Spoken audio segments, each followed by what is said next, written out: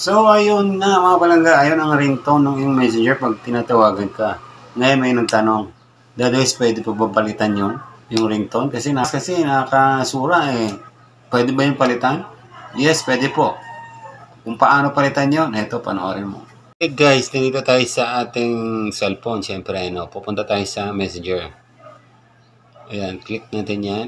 Anyway, ito na yung messenger mo. Siyempre, click natin itong 3 lines sa taas. Okay, and pupunta tayo sa settings. Dito rin sa may upper right. Okay, click settings. And pupunta tayo sa my notification and sounds. Yan ang settings ko ha. Siguro pare-parehas naman tayo ng settings. Right, ngayon, pupunta tayo dito sa ringtone. Ayan, mayroong ringtone. Ayan, i-click natin yan, ringtone. Yung messenger ang iyo. Ito sa akin yung harp bell. So, sa iyo messenger, ito yung basic. Okay, sa akin ito. Alright? So, yan nga mga palangga. Marami yan. Meron yan siyang 28 ringtones na pagpipilian.